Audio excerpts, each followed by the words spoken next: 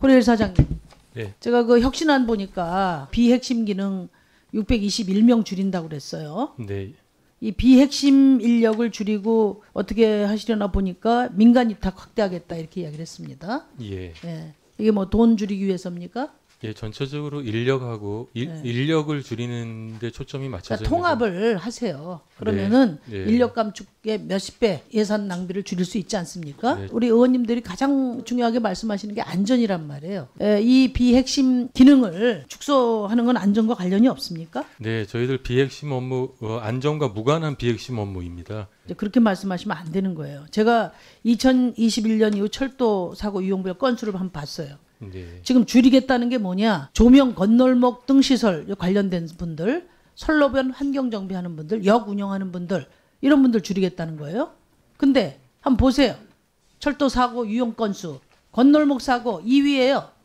예? 예. 공중교통 사상 사고 최고예요. 그러니까 소위 비핵심 기능이라고 하는 게 역 운영하면서 선로에 사람 들어가는지도 확인해야 되고 건널목 시설 관리해야 건널목 사고가 나지 않는 거 아닙니까? 예. 그러니까 기본적으로 안전이라는 게 시스템으로 보장되는 건데 그중에서 한 사람 떼가지고 뭐 안전하고 관련이 없다. 이게 말이 돼요? 사장님?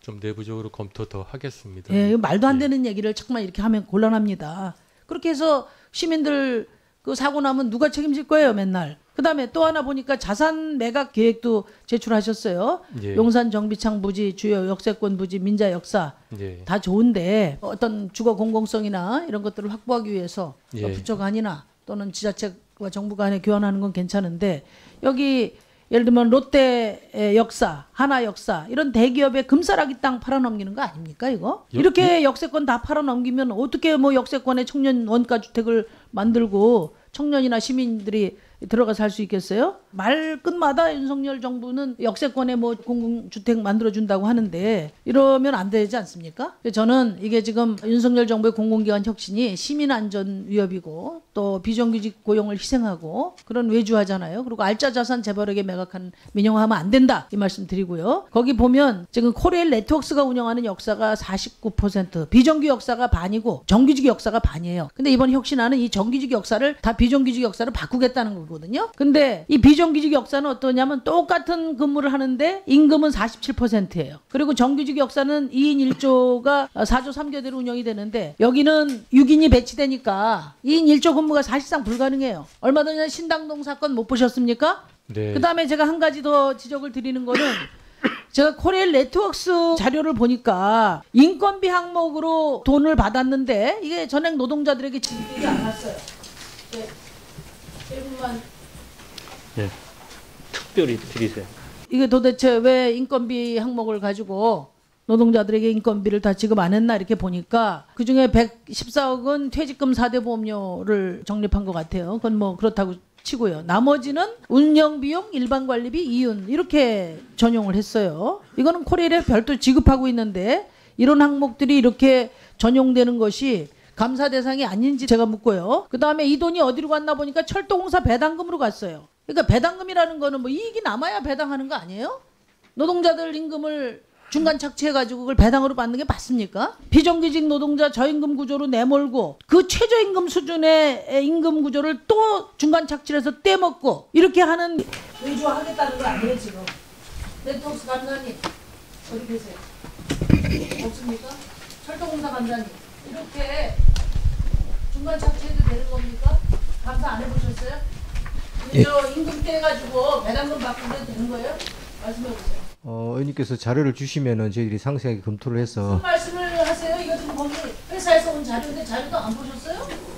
저희 말씀을 어떻게 무책임하게 합니까? 자회사에 대해서는 별도 감사가 계시기 때문에 아마 이 자리에 증인으로 참석은 안 하신 걸로 알고 있습니다. 네트워크스 영무사업 본부장님은 나오셨죠? 심상정 의원님의 질의의 답변을 감사가 안 나오셨으면 하셔야 되는 거 아닙니까? 네, 영무사업 본부장입니다. 저희들 이 배당 작년에 2대 배당 나간 사실인데요. 영무 인건비 가지고 배당한 건 아니고요. 우리 사업이 전체 11개 사업장이 있는데 죄송합니다. 전체 사업에 흑자 사업이 있고 또 적자 사업도 있습니다. 그래서 이게 전반적인 회사 전체 차원에서 이익이 나온 것이지 예, 실제 인건비 가지고 배당한 것은 아닙니다. 이상입니다. 그럼 인건비 떼서 운영비 일반 관리비 이윤한 거는 정당한 거예요? 네, 그렇습니다. 그게 정당해요, 그게? 예. 철도공사로부터 운영비 따로 받았는데 이렇게 해도 돼요? 예. 이 돈이 그 돈이에요. 이거 정확히 말씀하셔야 돼요. 코리안 렉트럭스라는 데는 아주 간단해요. 이익 구조라는 게. 코리안에서 받아서 하는 게 무슨 다른 이익 구조가 어디 있습니까? 갖고 와보세요, 이익 구조.